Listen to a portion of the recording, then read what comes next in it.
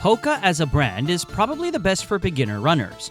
In general, all their models are super comfortable yet protective, and this one is no different. This model has its specific advantages and disadvantages, but I still believe it could fit any runner wardrobe.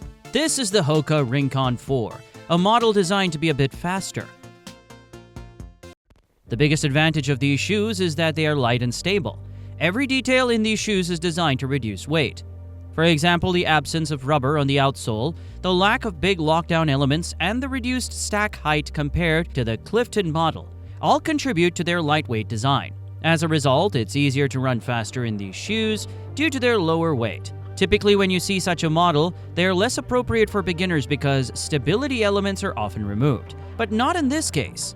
The Rincon 4 features a wide base, which provides better stability. Additionally, the shoes have large sidewalls that help keep the foot in place. Finally, the overall stiffness of the midsole also contributes to this stability. I don't understand why Hoka suggests these shoes lack stability. That's simply not true. They offer stability at the highest level. And this is why I say these shoes are great for beginners. They're light and stable, allowing new runners to set personal records without risking injury. More advanced runners can also train daily in them, knowing there is no risk even during long runs. Do they have any disadvantages? Not really, though some characteristics are less developed. The most noticeable are the average bounce and rather average transition. The foam is stiff, and while it is bouncy, it doesn't compare to modern, soft, and resilient foams. You still get some fun out of these shoes, and if you never tried really bouncy shoes before, you might think you're getting a push. However, after trying truly bouncy models, you'll realize that this one is pretty dull. The transition is very balanced and stable, but doesn't create any additional running efficiency. It's as simple as it gets. You land, and then you push. This is good for beginners who don't yet know how to utilize shoes with plates or rolling geometry. So their biggest disadvantage is that they won't provide a significant speed boost. There's no special material or geometry for that. But is it really a disadvantage? If these shoes are used by beginners for races, no. If they're used by advanced runners for daily training, also no. The upper is solid but not the best. For example, in terms of breathability, these shoes feature a double-layered engineered mesh that tends to be more durable and comfortable but provides less ventilation.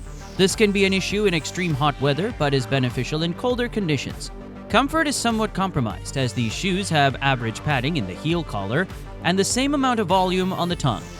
It's also worth noting that the mesh feels a bit stiff, which could cause small blisters, so the comfort rating is slightly reduced.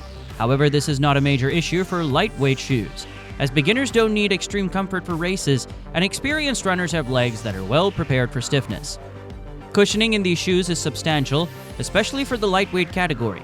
I believe they could easily handle heavier runners and are more than sufficient for any experienced runner. I would even highly recommend them for daily wear, since the combination of high cushioning and high stability is essential for that use case. Lockdown in these shoes is somewhat debatable. For instance, I experienced heel slippage and had to use a runner's knot to secure my foot. It seems that the heel collar and heel counter are not quite sufficient. The midfoot area is also debatable. While it has some reinforcements, they're not as strong as in some other shoes on the market. That's why I rate the lockdown as average. It's sufficient, but you may need to take extra measures like using a runner's knot to make it work. The outsoles lack any rubber, which means the grip and durability are somewhat compromised. However, since the foam used on the outsole is a bit stiffer, the impact is not significant. Additionally, the wider base helps compensate for some of the lacking characteristics. Here's my final evaluation of the Hoka Rincon 4. As I mentioned, it's insanely well balanced for particular use cases. Beginners will find it ideal for race day, with enough stability and cushioning while still being lightweight. Advanced runners will find it very attractive for daily training since it has all the necessary characteristics. Neither of these use cases requires increased bounce, running efficiency, or extreme comfort. Kudos to Hoka, and I'm excited to see more runners in these shoes.